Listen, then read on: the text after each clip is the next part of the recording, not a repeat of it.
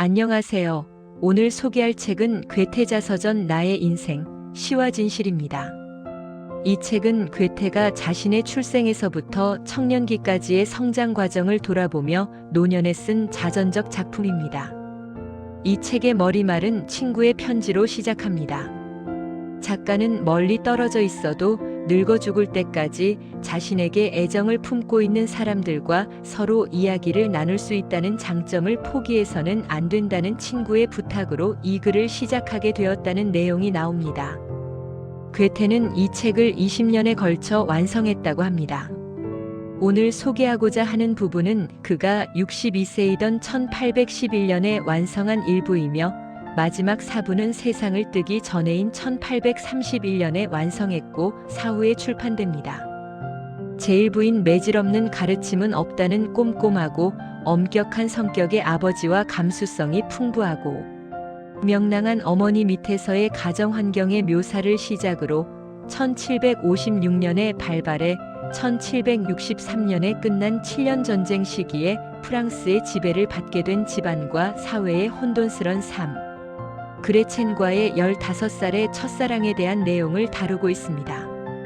주로 어떻게 학문의 길로 들어서게 되었으며 어떤 교육을 받았는지, 어떻게 학습을 완성시켜 나갔는지에 대한 치열한 과정이 자세히 담겨 있습니다.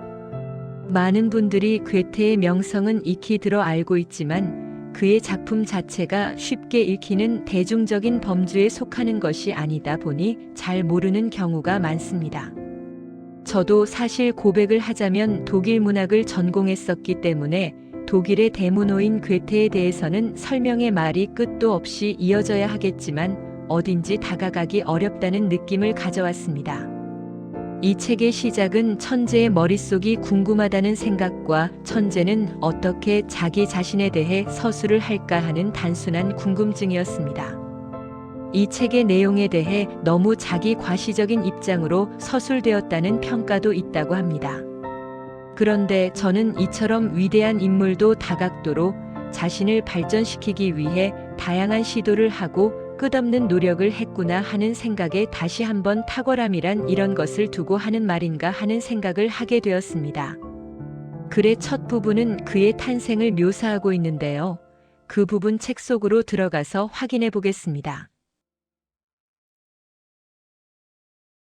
괴테의 탄생과 가정환경. 1749년 8월 28일에 나는 프랑크푸르트 암 마인에서 난 12시를 알리는 종소리와 함께 세상에 태어났다. 하늘의 별자리는 아주 좋았다. 태양은 처녀자리에 떠서 한낮의 정점을 이루고 있었다.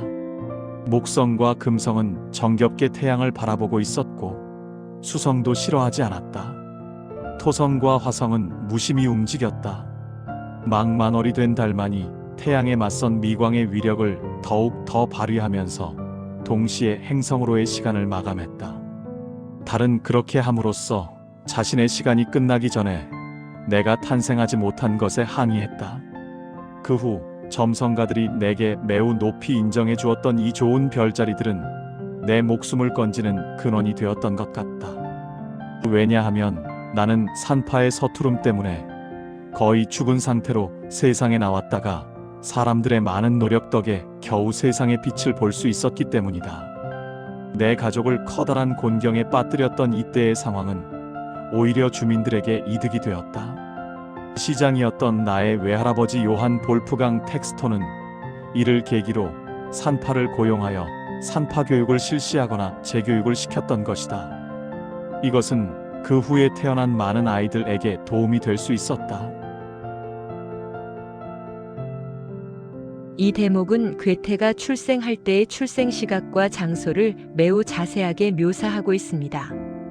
많은 자서전을 읽어보지는 않았지만 나의 탄생은 온 우주의 주목과 환영 속에 이루어졌다는 식의 서술이 저에게는 매우 새롭고 흥미롭게 느껴졌습니다.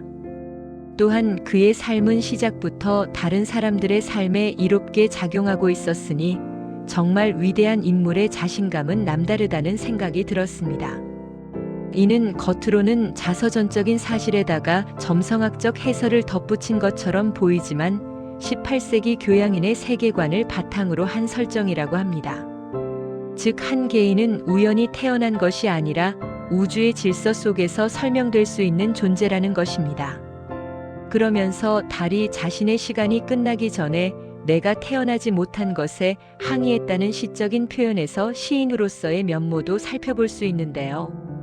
괴테는 자신의 생애를 우연과 필연, 개인적 노력과 보이지 않는 질서가 끊임없이 교차하는 과정으로 설명하고 있습니다. 우리와 한 집에서 같이 살았던 할머니는 현관 바로 옆에 있는 큰 방에서 뚝 떨어져 살았는데 우리는 할머니의 소파까지, 편찮으실 때는 할머니의 침대까지 가서 놀곤 했다. 나는 할머니를 정령과도 같은 존재, 아름답고 호리호리하며 늘 하얗고 깨끗하게 옷을 차려입은 여인으로 기억하고 있다. 부드럽고 다정하고 마음씨 고운 분으로 할머니는 내 기억 속에 남아있다. 3층에는 정원실이라고 부르는 방 하나가 있었는데 그렇게 부른 것은 창 앞에 몇 가지 식물을 놓아두어 없는 정원을 대신하려 했기 때문이다. 그곳은 자라면서 내가 가장 좋아하는, 슬프다고는 할 수 없어도 동경 어린 거처가 되었다. 그 방에서 나는 여름철에는 보통 학과목들을 공부했고 폭풍우를 기다렸으며 해가 지는 쪽으로 나 있어 창문으로 지는 해를 한없이 바라볼 수 있었다. 그리하여 이런 것들이 내 마음속에서 일찍이 고독과 그로부터 솟아나는 동경의 감정을 불러일으켰다. 이런 감정은 천성적으로 내 마음속에 자리하고 있던 진지하고 예감에 찬 성향과 합쳐져 그 영향이 곧장 나타났으며 날이 갈수록 그것은 더욱 뚜렷해졌다. 집이 낡고 구석지고 어두침침한 곳이 많으면 어린아이의 정서 속에 두려움과 공포를 일으키기에 안성맞춤이다. 불행하게도 사람들은 아직 아이들에게서 예감이나 보이지 않는 것에 대한 모든 공포심을 일찌감치 없애버리고 두려움에 익숙해지게 하려는 교육 원리를 갖고 있었다. 그래서 우리 아이들은 혼자서 잠을 자야 했다. 무서워서 잠이 오지 않으면 슬그머니 침대에서 빠져나와 하인이나 하녀를 찾아 나섰는데 그럴 때면 아버지는 우리가 알아보지 못하게 잠옷을 뒤집어 입고 완전히 변장한 채 도중에 나타나 우리를 깜짝 놀라게 하여 다시 침대로 쫓아버렸다. 이런 행위가 주는 악영향에 대해서는 누구나가 생각할 수 있을 것이다. 이 중에 공포 안에 갇힌 자가 어떻게 공포에서 벗어날 수 있겠는가?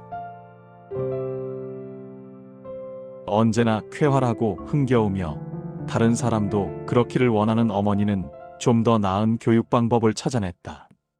어머니는 보상을 통해서 목적을 달성할 수 있다는 것을 알았다. 복숭아가 한창인 계절이었는데 어머니는 우리가 밤에 무서움을 이겨내면 아침마다 복숭아를 충분히 먹을 수 있게 해주겠다고 약속했다.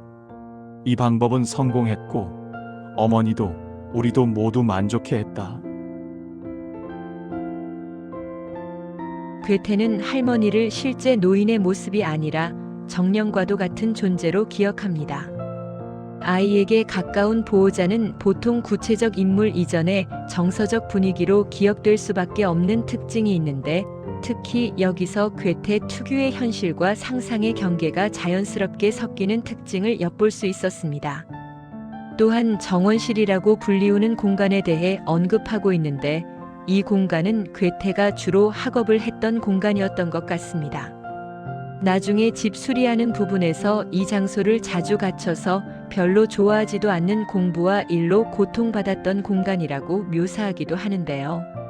그는 이곳에서 자신의 고독과 동경이 발생했다고 말하고 있습니다. 창문으로 이웃들의 모습과 자연을 관찰할 수 있었지만 또한 고독한 학업을 끊임없이 이어가야 했기에 이곳에서 고독이 내면화되고 세상에 대한 동경이 상상력으로 피어올라 괴테 특유의 사색적이고 예감적인 기질이 많이 형성될 수 있었던 공간이 아니었나 생각됩니다. 또한 이어서 아버지의 교육 방식에 대한 비판적인 생각이 이어집니다.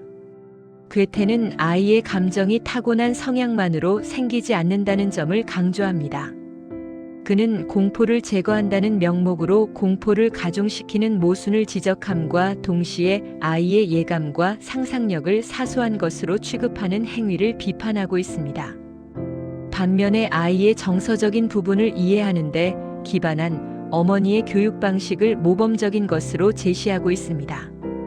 그렇지만 괴테가 아버지에 대해 늘 비판적인 생각을 가졌었던 것은 결코 아닙니다. 이 책에는 교육의 열성적인 아버지의 모습이 상당 부분 등장하기 때문입니다. 괴테의 아버지는 그림을 사랑하는 예술애호가였고 철저히 질서, 규율, 근면을 중시하는 시민 계급 인물이자 학문과 교양의 가치를 신봉하고 자녀 교육을 도덕적 의무이자 사명으로 인식하는 시대적인 계몽 시민입니다. 괴테의 아버지는 영리한 괴테를 보면서 자신만의 뚜렷한 교육의 방향과 목표를 가졌었던 것 같습니다. 이는 어린 괴테에게 예술과 스포츠, 정치, 법률 등등 다방면의 경험을 가능하게 했고 다양한 언어를 구사할 수 있도록 학습의 토대를 제공했으며 괴테의 엄격한 학습 습관과 집중력을 길러주었습니다. 하지만 점차 성장하면서 괴테는 주체적인 이성에 의해 스스로의 학습과 교육을 주도했고 자신의 본성과 자신만의 교육 방식에 더 충실했습니다. 괴테는 자서전에서 아버지가 집안 개축 공사를 하는 과정을 얘기합니다. 집을 부수고 다시 짓는 과정에서도 그의 아버지는 아이들에게 정해진 수업과 공부를 진행하게 했다고 말하고 있고 더 이상 가정에서의 수업 진행이 어려워지자 공립학교에 잠시 보내지게 되었다고 회상합니다. 그러면서 그 시절 괴테는 자신이 살던 도시를 제대로 경험해 볼 기회를 가지게 되었고 그에 대한 다양한 회상을 서술해 놓기도 하였습니다. 그러는 가운데 집 수리가 완료되어 가족은 다시 모이게 되었고 안락함을 느끼게 되었다고 하면서 깊이 생각해서 세운 계획이 완수되었을 때에는 목적을 이루기 위한 수단에 불쾌한 점이 있었더라도 모든 것을 잊어먹게 마련이기 때문이다라고 쓰고 있습니다.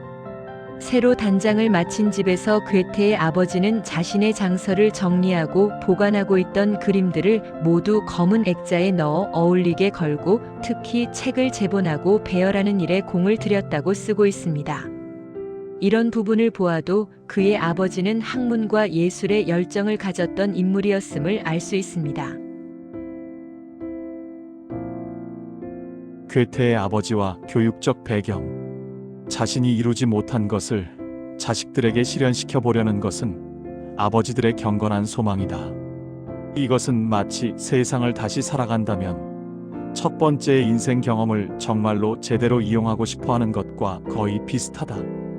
지식에 대한 느낌, 진정한 인내심에 대한 확신, 당시의 교사들에 대한 불신 속에서 아버지는 아이들을 직접 가르치고자 했으며 다만 필요하다고 여겨질 경우에만 몇 시간씩 특정 분야의 전문 교사에게 맡기려고 했다. 아버지에게서 자신의 인생 행로는 그때까지 어느 정도 소원대로 이루어졌다. 나도 똑같은 길을 가야 했지만 더 편안하고 넓은 길이었다. 아버지는 자신에게 부족했던 나의 타고난 재능을 더욱 값지게 여겼다. 그는 모든 것을 오로지 엄청난 근면과 끈기와 반복을 통해서만 이루었기 때문이다. 아버지는 전에도 나중에도 진지하게 혹은 농담으로 자신이 나 같은 소질을 갖고 태어났다면 완전히 달리 행동했을 것이며 소질을 그렇게 소홀히 낭비하지 않았을 것이라고 내게 늘 단호하게 말했다. 괴테는 빠른 이해를 바탕으로 아버지와 전문 교사들이 가르쳐준 수업 내용에 대해 빨리 통달했지만 왜 그런 수업을 받아야 하는지 의문이 드는 경우가 많았다고 하면서 학문에 대한 기본적인 흥미와 소양이 있는 그였지만 그의 인간적인 흥미에 반하는 교육으로 인해 상당한 흥미를 잃기도 했다고 회상하고 있습니다. 또한 그의 아버지는 일찍이 아들이 기억력과 추리력에 있어 조숙성을 가졌음을 알아차리고 괴테도 자신과 같이 라이프치히 대학에서 법학을 공부하고 그 다음은 어떤 길을 가야 한다고 정해놓았다고 합니다. 괴테는 아버지가 자기가 대학에 들어갈 때까지 기다리지 못했다라는 표현을 쓰면서 어렸을 때부터 학업으로 고통받았던 부분을 서술하는 문장이 다수 등장하는데요. 그런 과정에서 나름대로 아이 교육과 청소년 교육에 대한 그의 생각을 키워나갔습니다. 괴테는 어린 시절부터 고트프리트의 연대기를 읽거나 오비디우스의 변형담을 읽으면 책의 첫 장을 외우고 많은 그림과 이야기들로 어린 머리를 채워가면서 그것들을 변형하고 가공하는 작업을 즐겼다고 합니다.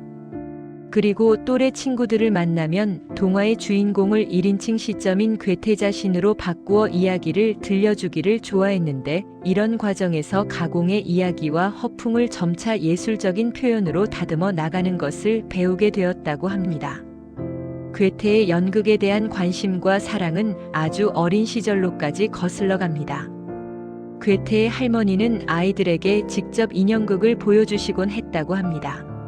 어린 괴테는 낡은 집안의 새로운 세계가 창조되는 것을 보면서 거기에 마음이 강력하게 사로잡히게 되어 나중에는 직접 연습하고 공연하기도 하며, 전쟁이 일어나서 외출이 자유롭지 못했을 때는 무대와 의상을 제작하고 직접 연극을 공연하기도 했다고 회상하고 있습니다. 7년 전쟁이 일어나고 프랑크푸르트가 프랑스 군에게 점령이 되자 그 도시는 프랑스의 연극과 공연이 넘쳐나게 되면서 그에게는 새로운 예술적 자극으로 다가오게 됩니다. 괴테는 할아버지의 도움으로 연극 관람의 기회를 얻게 되고 프랑스인 아역 배우인 친구도 사귀게 되면서 여러 가지 유명 작품에 심취하였고 무대의 앞뒤를 넘나들며 현실적인 경험도 쌓게 됩니다. 나중에는 자신이 직접 대본을 작성하여 이것이 상연의 기회가 있는지 친구에게 상의한 경험을 적고 있는데요. 친구가 자신의 대본을 완전 망쳐버려서 불쾌했던 경험까지 서술하고 있습니다. 물론 그의 아버지는 괴테의 이런 행동을 못마땅해 한 부분이 있었지만, 괴테는 이 시기의 경험을 통해서 프랑스어를 통달하게 되었기 때문에 어느 정도 아버지를 흡족하게 했다고 적고 있습니다. 괴테의 문학과 예술로의 본능적인 이끌림은 여러 대목에서 확인할 수 있었습니다. 전쟁의 영향. 1756년 8월 28일, 내가 막 7살이 되자마자 전 세계적으로 유명한 전쟁이 일어났고, 이 전쟁은 그 후 7년 동안의 내 삶에 커다란 영향을 미쳤다. 프로이센의 왕 프리드리히 2세가 6만 병력을 이끌고 작센을 침공했던 것이다. 그는 미리 선전포고를 하는 대신 손수 작성했다고 전해지는 선언문을 발표했는데, 그 속에는 그가 그런 엄청난 전쟁을 시작하게 된 원인과 정당성이 담겨 있었다. 관객으로서 뿐만 아니라 심판자로서의 역할 또한 요구받는 상황에 처한 세계는 두 파로 갈라졌고, 우리 가족은 거대한 전체 세계의 한 축소판이었다. 프랑크푸르트 시의 배심원으로서 프란츠 1세의 머리 위에 대관식 휘장을 둘러주었으며, 황후로부터 그녀의 초상화가 담긴 값진 금목걸이를 받았던 할아버지는 몇몇 사위들, 딸들과 함께 오스트리아 편에 서 있었다. 카를 7세로부터 황실 고문관에 임명되었고, 이 불행한 전제군주의 운명에 흔쾌히 동참하고 있던 아버지는 절반이 안 되는 일부 가족들과 함께 프로이센 쪽으로 기울었다. 몇 년 전부터 일요일마다 끊이지 않고 이어져 온 가족 모임이 곧 지장을 받았다. 인척들 사이에 흔히 있는 불화가 이제 서로에게 노골적으로 표출되는 지경이 되었다. 서로가 다투고 사이가 나빠지고 말을 하지 않고 욕설을 퍼부었다. 평소 밝고 조용하고 느긋했던 할아버지는 성급한 모습으로 변했다. 여자들이 불을 끄려고 애썼지만 소용이 없었다. 몇 번의 불쾌한 장면들이 벌어진 후 아버지가 먼저 모임에서 이탈했다. 장손이자 세례자로서 나는 어려서부터 일요일마다 할아버지 집에서 식사를 해왔다. 내게는 그때가 일주일 중 가장 즐거운 시간이었다. 그러나 내가 받들던 영웅을 무참하게 비방하는 얘기를 듣자 더 이상 어떤 음식도 맛이 없었다. 이곳에서는 내 집에서와는 다른 바람이 불었고 다른 소리가 울렸다. 할아버지에 대한 나의 애착과 존경심은 줄어들었다. 나는 부모 앞에서는 할아버지에 대한 얘기를 할 수가 없었다. 말을 하지 않은 것은 내 스스로의 감정에 따른 것일 뿐 아니라 어머니가 내게 경고를 했기 때문이기도 했다. 이로 인해 나는 나 자신에게로 물러섰고 6살 때 리스본의 지진 때문에 신의 은혜에 대해 얼마간 회의를 느꼈던 것처럼 이제 프리드리히 2세 때문에 세간의 정의를 의심하기 시작했다. 나는 세상 사람들이 틀림없이 올바른 사람들일 것이며 모든 것을 제대로 평가할 줄 안다고 생각했다. 나는 이제 그 반대의 것을 경험했다. 가장 위대하고 두드러진 업적들이 비난받고 적대시되었으며 최고의 행위들이 부인은 되지 않을지라도 최소한 왜곡당하고 과소평가되었다. 나는 여기서 민중을 무시하고 멸시하는 성향이 싹 텄음을 알게 된다. 그런 성향은 일생 동안 나를 따라다녔고 훗날에 가서야 통찰과 교양으로 그것을 조절할 수 있었다. 이 대목은 7년 전쟁을 배경으로 하고 있습니다. 이 시기에 프로이센의 국왕인 프리드리히 2세는 사전 선전포고 없이 작센을 침공하고 그 침략에 대해 자기 방어가 불가피한 선택이었다는 논리의 선언문을 발표하게 됩니다. 이것을 두고 괴테는 세계가 관객이자 심판자가 되었다라고 표현하고 있습니다. 다시 말해서 7년 전쟁은 단순한 국가 간의 무력 충돌이 아니라 그것의 도덕적 정치적 정당성을 놓고 유럽 전체가 판단을 요구받고 있었다라는 뜻입니다. 그러면서 이 역사적 사건이 가장 친밀한 공동체인 가족까지도 분열시키는 모습을 보여주고 있습니다.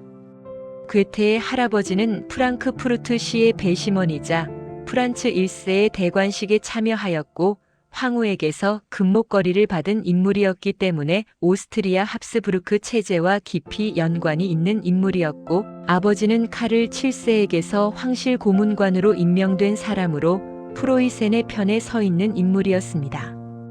이처럼 누구에게나 정치적 입장이라는 것이 있고 그것은 단순한 의견 차이가 아니라 경력, 명예, 충성의 문제로 깊이 얽혀 있다는 것을 알 수 있습니다. 그러면서 조용하고 인자하신 할아버지의 모습의 변화도 목격하게 되는 등 정치적 열정이 인간의 품성과 일상의 질서를 어떻게 붕괴시켜주는지 보여주고 있고 맹목적인 집단 심리가 어떻게 표출되는지 비판적인 시선으로 쓰고 있습니다. 즉 자신들이 지지하는 진영의 승리는 과장하고 열광적으로 소비하며 반대편의 이익을 초래할 수 있는 것은 모조리 부정하거나 아예 보지 않으려 한다는 것입니다. 그리고 이런 비이성적인 일이 할아버지나 이모 같은 자신이 존경하는 인물들에게서도 발견이 되자 회의적인 생각이 들게 됩니다. 이에 그는 나 자신에게로 물러섰다라고 표현하고 있는데요. 이는 자율적인 주체가 형성되었다는 것을 뜻하는 것입니다. 그는 냉정한 관찰자의 모습으로 돌아와 외부적인 판단은 이성적이라고 말하는 사람에 의해서도 왜곡될 수 있으면 최종 판단의 근거는 자기 내적 질서에 의해 이루어져야 한다고 말하고 있습니다. 여기에서 괴테는 전쟁이 한 가족에게 미치는 미시적 영향에 대해 언급하고 있습니다. 하지만 이는 지금 우리 사회가 처해 있는 상황과도 무관하지 않다는 생각이 듭니다. 깊은 통찰이 필요한 부분임이 틀림없다는 생각이 들었습니다. 괴테는 여기에서 어느 쪽에도 치우치지 않는 중용적 관점을 제시했는데 과연 나의 판단은 옳은 것이며 이성에 근거한 것인지 늘 성찰해야 하며 어느 시대 어느 개인에게나 정치적인 입장이 있음을 이해할 수 있었습니다. 어린 시절 인간관계를 통한 깨달음. 이런 도덕적 이야기의 교훈은 인간은 어떤 일이 다른 사람들에게서는 어떻게 하여 일어났으며 인생에서 무엇을 기대해야 하는지를 경험하는 것이며 또한 무슨 일이 일어나든 그것은 인간으로서의 자신에게 일어나는 것이지 특별히 행복한 사람 혹은 불행한 사람으로서의 자신에게 일어나는 것이 아니라는 것을 깨닫게 하는 것이기 때문이다. 이러한 지식은 재앙을 피하는 데에는 큰 도움이 되지 못한다 해도 우리가 처한 상태를 파악하고 그것을 견뎌내며 극복하는 것을 배우는 데에는 매우 유익한 것이다. 이 장면은 공동 수업 과정에서 부당한 폭행을 당하게 되고 결국 공동 수업이 중단되면서 그것이 고립된 생활로 이어지는 부분에 대한 통찰을 이야기하고 있습니다. 그는 인간은 인생에서 일어나는 일을 직접 경험함으로써 타인에게도 어떤 일이 일어났는지 이해해 나가고 배우게 되며 인생에서 무엇을 기대해야 하는지를 배우게 된다고 말하고 있습니다.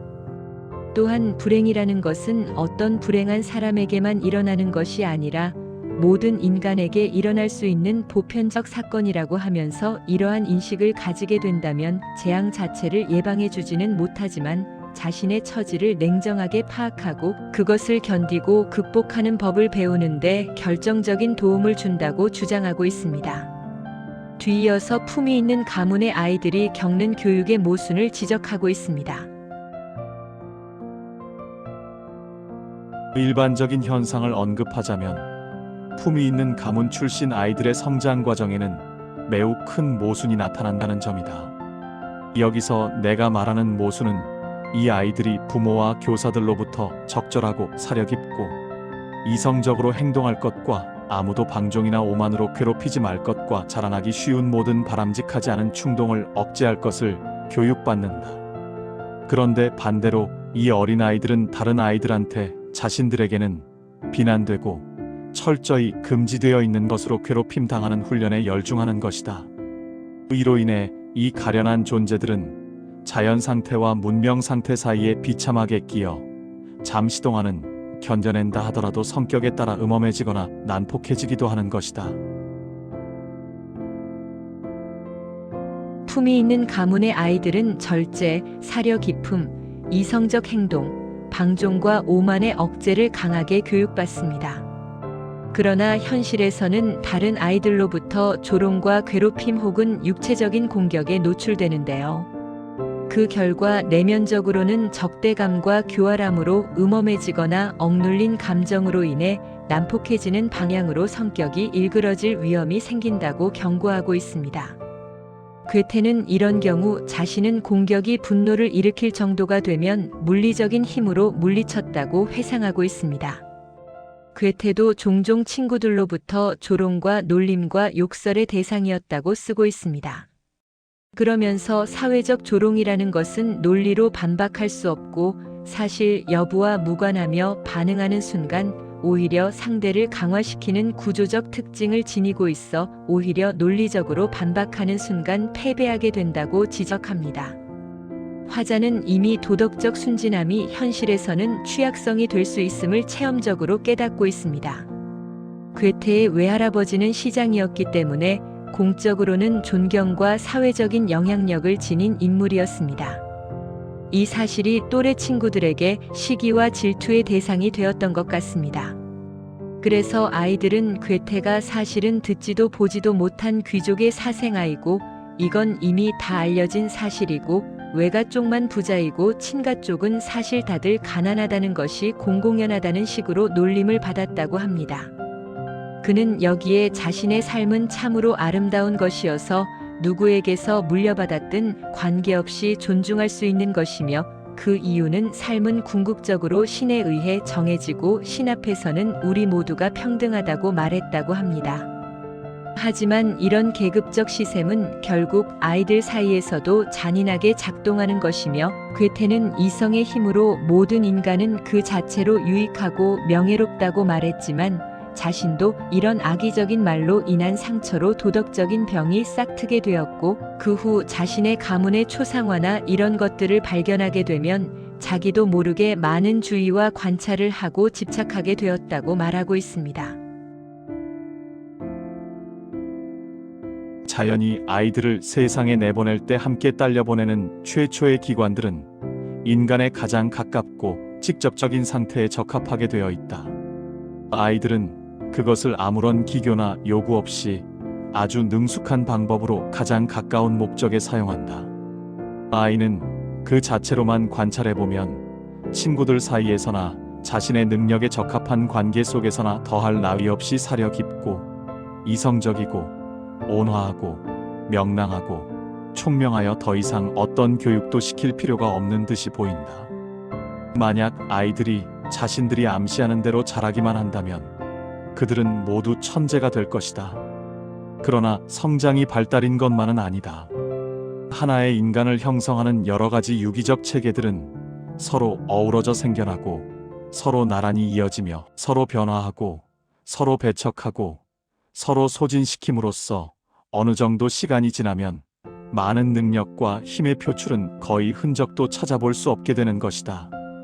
인간의 소질은 전체적으로는 하나의 결정적인 방향을 지니고 있기는 하지만 가장 위대하고 경험 많은 전문가라 할지라도 그 소질을 정확하고 확실하게 미리 알아내기는 어렵다. 그러나 나중에 가서는 미래의 일을 예시했던 것이 무엇이었는지를 깨달을 수 있다. 괴테는 이 대목에서 어린아이는 그 존재만으로 봤을 때에는 어린이라는 상태에 완벽하게 적합한 존재라는 관점을 제시하고 있습니다. 그리고 이런 상태는 더 이상의 교육이 필요 없어 보일 정도라고까지 평가하고 있습니다. 다시 말해서 어린아이의 상태를 우리는 과소평가해서는 안 된다는 것을 강조하고 있습니다. 그러나 뒤이어서 아이가 성장해 가면서 그 천재성이 강화되는 경우도 있지만 충돌하고 소진되고 심지어 어떤 능력은 사라지기도 한다고 서술하고 있습니다. 그리고 그것은 시간이 지나면서 한 인간에게 발생하는 자연의 작동 방식으로 이해해야 한다고 말하고 있습니다. 이러한 소질은 물론 방향이 있긴 하지만 전문가라고 할지라도 예측은 불가능하고 나중에 회고는 가능하다고 말합니다. 즉 섣불리 어린아이의 소질을 정의하고 방향을 설정하는 것이 무의미함을 지적하는 것입니다. 다만 인간의 특성을 이해하고 접근하는 방식이 필요함을 설명하고 있습니다. 종교적 사유. 괴테는 1755년에 발생했던 리스본 대지진에 대해서도 언급하고 있는데 그 사건으로 엄청난 충격을 받았다고 서술하고 있습니다. 그는 천지의 창조자이자 유지자이며 신앙 강령 제1조의 설명을 통해 그토록 지혜롭고 자비롭게 소개되었던 신은 올바른 자들과 부정한 자들을 똑같이 파멸에 빠뜨림으로써 결코 아버지 같은 존재를 보여주지 않았던 것이라고 서술하고 있는데요. 여기에서 인간이 만든 교리적 설명은 자연의 현실 앞에서 무너지며 도덕적 보상 체계로서의 신은 경험적으로 성립하지 않는다는 것을 깨닫는 계기가 됩니다. 다시 말해 그의 신앙적 언어를 자연과 경험의 언어로 재구성하게 되는 것입니다. 그러면서 자신의 신에 대한 생각을 정리할 수 있었던 또 다른 인물에 대해 언급하고 있습니다. 궁중고문관 휘스게는 프랑크푸르트 출신이 아니었고 개혁파 종교에 속해 있었다. 그리하여 그는 공직에 취임할 수도 변호사가 될 수도 없었다. 그러나 그는 뛰어난 법률가로서 많은 신뢰를 받고 있었으므로 프랑크푸르트에서도 제국법원에서도 타인의 명의로 변호사 업무를 하는 것을 허락받았다. 내가 그의 아들과 쓰기 수업을 함께 받은 탓에 그의 집에도 갔었는데 그때 이미 그는 60살이었다. 그는 체구가 컸고 마르지 않았지만 큰 키였으며 뚱뚱하지는 않으나 옆으로 퍼져 있었다. 그의 얼굴은 천연두 자국으로 얼었을 뿐만 아니라 한쪽 눈을 잃어서 처음 보는 사람에게는 불쾌한 인상을 주었다. 그의 아들 제바스티안은 미술 분야의 여러 저술들로 유명해졌지만 어릴 때에는 별로 재능을 나타내지 못했다. 그는 마음씨는 착하지만 투박하고 거칠지는 않지만 직선적이고 무언가를 배우려는 특별한 열의가 없었다. 그와는 반대로 나는 그 노인을 알게 되면 될수록 점점 더 가까이 하게 되었다. 그는 중요한 법률 사건들만 취급했기 때문에 다른 일을 하거나 놀 시간이 충분히 많았다. 나는 그와 어울려 지내고 그의 가르침을 받은 지 얼마 지나지 않아 그가 신과 세계를 반대하는 입장에 서 있다는 것을 깨닫게 되었다. 그가 아끼는 책들 중 하나가 아그리파의 학문의 무용에 관하여였는데 그는 이 책을 내게 특별히 추천해 주었다. 그리고 나의 어린 머릿속은 이 책으로 인해 한동안 꽤 큰 혼란에 빠졌다. 나는 어린 시절의 안락함 속에서 일종의 낙천주의로 기울었고 그래서 곧 다시 하느님이나 신들과 화해했다. 왜냐하면 나는 몇 년의 세월을 살아오면서 악에 맞선 많은 균형이 존재하며 불행으로부터 다시 회복하고 위험에서 구출되고 언제나 파멸하는 것만은 아니라는 것을 체험했기 때문이다.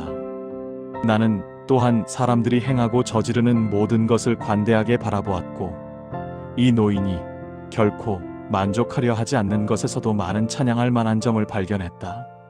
한 번은 그가 나에게 이 세계를 흉측한 측면에서 설명했을 때 나는 그가 중요한 요점을 한마디로 끝맺으려 한다는 것을 깨달았다. 그는 이럴 경우 늘 버릇처럼 눈먼 왼쪽 눈을 꼭 감은 채 다른 쪽 눈으로 날카롭게 앞을 응시하면서 콧소리로 이렇게 말했다. 신에게서도 나는 결점을 발견한다. 괴테는 여기에서 궁중 고문관인 휘스겐이라는 인물을 소개하고 있습니다. 그는 뛰어난 법률가이자 계몽주의적 회의주의자이며 괴테에게 학문의 무용에 관하여 라는 책을 권한 인물이라고 쓰여 있습니다. 이로 미루어 보아 그는 근본적으로 신과 세계에 대해 비판적인 입장에 선 인물이자 사상적인 회의론자라는 것을 알 수 있습니다. 휘스겐은 이 세계의 구조적 모순과 악이 존재하는 세계, 그리고 무고한 자가 고통받는 현실을 꼬집으면서 이런 세계를 창조한 신이 완전 무결할 수 있는지에 대해 질문하고 있습니다. 괴테는 특히 휘스겐이 이 발언을 할 때의 장면을 세밀하게 묘사하고 있는데요. 마치 신앙의 눈은 감고 나머지 이성의 눈 하나로 세계를 재단하려는 그의 냉정하고 비타협적인 모습을 말하고 있는 듯합니다. 괴테는 여기에서 그의 의견에 동조하는 태도를 보이는 것이 아니라 단순히 이러한 견해에 대해 소개하는 입장을 취하고 있습니다. 젊은 괴테의 경험적이고 낙천적인 생각과 휘스겐의 견해가 대비되면서 참 재미있는 부분이라 생각했습니다. 내가 이런 일반적으로 잘 알려져 있고 자주 반복적으로 해석되어 온 이야기들을 여기서 왜 다시 자세하게 설명하고 있는지 묻고 싶은 사람도 있을 것이다. 이에 대한 답변으로 나는 이렇게 말하겠다. 즉 나는 내 혼란한 삶과 여러 분야로 갈라진 배움에서 어떻게 해서 내 정신과 감정을 한 점에 모아 평온한 생활을 해나갔는지를 다른 방법으로는 설명할 수가 없기 때문이다. 괴테는 어린 시절 어학을 배우기 위해서 그리고 여러 다른 배움을 위해 많은 스승을 만나게 됩니다. 그중 신약성서와 구약성서에 대한 깊이 있는 이해를 위해 헤브라이어에 대해 배워야 함을 깨닫고 아버지에게 간청하여 알브레이트 교장을 만나게 됩니다. 알브레이트 교장은 괴테가 헤브라이어를 배우려고 하는 동기에 대해 만족해하며 가르침을 시작하게 됩니다. 괴테는 성서의 내용에 대해서는 이미 알고 있어서 그것을 낯설고 괴상한 발음으로 더듬거려야 했다라고 쓰고 있습니다. 그러면서 이 수업은 어학 연습이라는 목적에는 점점 소홀해지고 성서 속의 사건의 의미를 파악하는 일에 푹 빠지게 됩니다. 알브레이트 교장도 이런 일탈 행위를 은근히 즐기게 되어서 괴테의 천진난만한 열정과 물음에 진지하게 응답해 주었다고 합니다. 그러면서 성경의 내용을 이 부분에서 인용하고 있습니다. 그는 특히 오래전부터 요셉이라는 인물에 관심을 가졌으며 요셉의 이야기를 고쳐 쓰고 싶다는 욕망이 강했다고 합니다. 괴테는 성서의 이야기에도 통달해 있었으며 이런 서사를 통해 인물의 성격을 분류하고 묘사하고 우연한 사건들과 일화를 삽입해서 낡고 단순한 이야기를 새롭고 독창적인 작품으로 만들고자 노력했으며 늘 어떤 형식으로 표현해야 좋은지에 대해 치열하게 고민하는 모습을 서술하고 있습니다. 그는 어린아이였기 때문에 이런 일들은 풍부한 경험이 선행되어야 했다고 설명하고 있지만 그러면서도 엄밀하게 서술하는 과정에서 즐거움을 찾았다고 고백하고 있습니다. 또한 아버지의 고집으로 보버의 교황사를 통독했던 이야기도 회상하고 있습니다. 괴테는 그 당시 교회 사정에 대한 이야기는 도무지 그의 관심을 끌 수 없는 것이어서 아주 지긋지긋했다고 쓰고 있습니다. 그는 그 당시 어떤 주의도 기울이지 않고 억지로 낭독을 하였는데 나중에는 많은 부분이 기억에 남아 많은 것을 그 내용과 결부시킬 수 있었다고 말하고 있습니다. 괴테가 만난 사람들. 아버지는 일찍부터 자신이 해야 할 사소한 일들을 습관적으로 내게 시켰다. 특히 그는 고용한 직공들을 감독하는 일을 내게 맡겼다. 아버지는 모든 것을 정확하게 하려고 했고, 돈을 즉시 지불한다는 이유로 임금을 깎으려 하여 직공들은 보통 허용한 것보다 더 오래 일을 끌었기 때문이다. 그래서 나는 거의 모든 공장을 돌아다니게 되었다. 나는 스스로를 남의 처지에 놓고 보고 모든 인간의 제각기 특별한 삶의 방식에 공감하며 이에 즐거운 마음으로 동참하는 타고난 성격을 지니고 있었다. 이 대목에서 괴테의 아버지는 괴테에게 직공 감독이라는 책임 있는 역할을 맡기게 됩니다. 그 속에서 괴테는 현실의 인간에 대해 경험하게 됩니다. 그는 인간이 각각의 삶의 방식으로 살아가는 모습에 공감하며 즐거운 시간을 보냈고 사람들을 다루는 방식도 알게 되었다고 서술하고 있습니다. 그는 각 계층의 사람들을 그들의 신분으로서가 아니라 역할로서 이해하고 있으며 직공들도 단순한 하층민이 아니라 사회의 순환을 가능하게 해주는 필수적 존재로 평가하고 있습니다. 그는 이어서 직공들의 가족들까지도 면밀히 관찰하게 됩니다. 그러면서 가정의 형태와 특성 역시 직업에서 오는 것이라는 인식을 보여주고 있으며 삶의 방식 또한 불가피한 조건들에 의해 형성된다고 설명합니다. 그리하여 그에게는 벌거벗은 존재가 핵심 조건일 뿐 나머지 모든 것은 아무 상관도 없는 우연한 것으로 여겨졌고 모든 인간 그 자체는 아니지만 모든 인간의 상황은 평등하다는 감정이 마음속에서 확산되고 강화되었다고 서술합니다. 이는 귀족 중심적 시각과 분명히 구별되는 매우 근대적인 인식입니다. 모든 인간은 평등하지 않지만 모든 인간의 상황은 평등하다는 것입니다.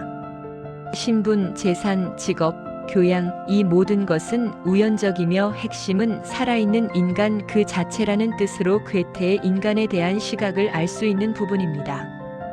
이처럼 어린 괴테는 사회적 경험을 통해 인간에 대한 이해를 확장하고 있고 계층을 가로지르는 관찰자적인 시선을 제시하고 있습니다. 괴테 특유의 현실적이면서 포용적인 인간관은 여러 경험에서 비롯되었음을 짐작할 수 있습니다. 오랜 귀족 가문 출신인 폰 라이네크는 유능하고 성실했으나 고집이 세고 흑갈색 피부의 깡마른 남자였다. 나는 한 번도 그가 웃는 것을 보지 못했다. 그는 자신의 외동딸이 집에 드나드는 친구한테 몸을 망치는 불행한 일을 당했다. 그는 사위를 상대로 엄한 처벌을 원하는 소송을 제기했다.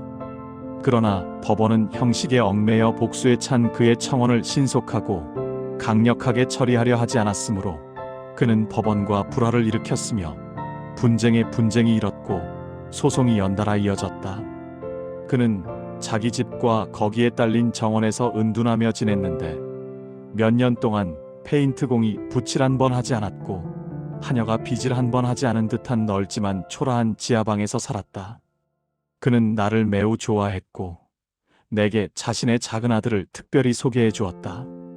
그는 자기 마음을 잘 알아주는 오랜 친구들, 사업 관계자들, 변호사들과 이따금 식사를 함께 했는데 그럴 때면 늘 나를 빼놓지 않고 초대했다. 그의 집 음식은 맛있었는데 술은 더 좋았다. 그러나 여러 군데에 금이가 연기가 나오는 커다란 난로는 손님들에게 큰 고통을 주었다. 한 번은 친구들 중 한 사람이 이런 사정을 알려주려고 그에게 겨우내 이런 불편을 견딜 수 있을 것인지를 물었다. 이에 대해 그는 제2의 티몬이나 헤아우 톤티 모루메노인 양 이렇게 대답했다. 제발 이것이 나를 괴롭히는 가장 큰 불행이었으면 좋겠구려. 괴테의 자서전에는 그가 만났던 여러 인물들이 소개되고 있습니다. 폰 라이네크는 부유하고 오랜 귀족 가문 출신으로 유능하고 성실하지만 인간적으로는 불행한 인물로 묘사되고 있습니다. 그의 외동딸의 불행은 라이네크에게는 사적인 비극이자 명예의 파괴였습니다. 그는 사위의 악한 행위에 대한 엄정한 처벌을 요구했지만 외면당하고 스스로를 의도적으로 방치시키는 인물입니다. 그는 사회로부터 상처받았고 세상과의 단절을 택했지만 괴테와의 친교는 좋아했다고 합니다. 괴테는 폴라이네크가 자신에게 세상과 나란 일에 대해서 가르쳐주는 가운데 마음이 가벼워지고 유쾌함을 느끼는 것처럼 보였다고 서술하고 있습니다. 폰 라이네크와 난로에 얽힌 일화를 보면 아주 흥미로운 관찰이 나옵니다. 마치 그는 제2의 티몬이나 헤아우톤 티모르메노인 양 말했다고 하는데요. 티몬은 셰익스피어의 비극 아테네의 티몬으로 유명하며 인간 혐오의 상징적 인물입니다. 그는 믿고 있던 사람들로부터의 배신 이후 세상과 단절하며 자기 고통을 세상에 대한 저주로 전환한 인물입니다. 헤아우톤 티모르메노는 의미 자체가 스스로를 벌하는 사람이라는 뜻으로 자기 죄책감과 분노로 스스로를 고통 속에 몰아넣는 인물입니다. 폰 라이네크는 이 둘의 결합으로 세상을 증오하면서도 그 증오를 자기 내부로 돌리면서 불편을 그가 견뎌야 할 형벌처럼 감내합니다. 그에게 난로 정도는 사소한 고통으로 그가 우리가 인지하지 못할 정도의 큰 고통 속에 살고 있었음을 짐작할 수 있습니다. 괴테가 보이는 그에 대한 시선은 비판적인 것이 아니라 연민의 대상으로 보입니다. 그렇지만 분명히 비극적인 행위에 대한 무언의 경고를 던져주고 있습니다. 어떤 새에게도 유혹의 먹이는 있는 법이며 인간도 모두가 나름대로의 방식에 따라 잘 인도되기도 하고 유혹당하기도 한다. 자연, 교육, 주변 환경, 습관이 나를 온갖 조악한 것에서 분리시켰다. 나는 하류계층 사람들, 특히 직공들과 자주 접촉했지만 거기서는 더 이상 밀접한 관계가 이루어지지 않았다. 나는 어떤 특별한 것, 어쩌면 위험한 것을 기도해 보려는 대담성도 충분히 지니고 있었고 때때로 그것을 실행해야겠다고 느끼기도 했다. 그러나 내게는 그것을 붙잡을 구실이 결여되어 있었다. 그러던 중 나는 전혀 예기치 않은 방식으로 어떤 상황에 휘말리게 되었다. 그 상황은 나를 커다란 위험에 직면케 했고 적어도 한동안은 나를 당혹과 곤경 속으로 밀어넣었다. 순진한 젊은이의 첫사랑은 철저히 정신적 전환을 취한다. 자연은 하나의 성이 이성에게서 선한 것과 아름다운 것을 감각적으로 인식하기를 바라는 것 같다. 이 부분에서 괴테는 필라데스라는 친구를 중심으로 한 청년 집단과 교류하게 됩니다. 그들은 귀족 출신의 품이 있는 집안 출신은 아니었습니다.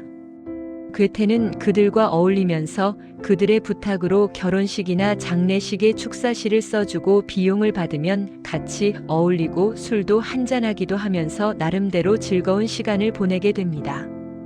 그런 가운데 그레첸이라는 소녀와의 만남도 서술하고 있는데요.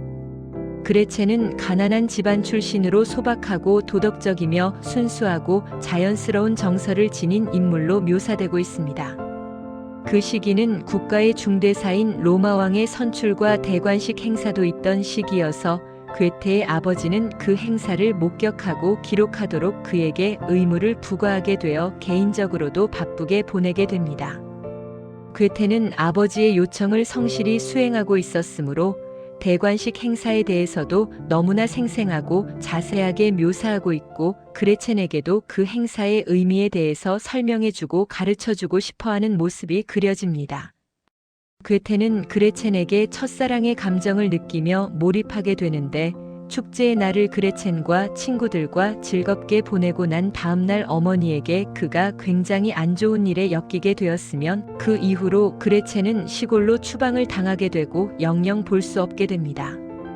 괴테는 여기에서 그가 어떤 사건에 휘말리게 되었는지는 자세히 언급하고 있지 않지만 상황이 엄중해서 자신은 주변 사람들의 도움을 받아 자신의 결백함을 인정받게 되지만 다른 친구들은 그럴 수 없었기 때문에 그 일로 도덕적 책임과 죄책감을 느끼게 됩니다. 이 장에서는 청소년 괴테의 순수한 감정이 현실과 충돌하면서 예기치 않은 파괴성을 경험하는 모습이 보여지고 있습니다. 그 과정에서 경험하게 되는 상처로 성숙함을 경험하게 됩니다. 지금까지 우리는 괴테의 자서전 시와 진실 제1장, 매질 없는 가르침은 없다에 해당하는 내용을 함께 살펴보았습니다. 괴테의 자서전은 그의 젊은 시절까지만을 다루고 있음에도 불구하고 그 분량과 사유의 밀도는 실로 방대합니다.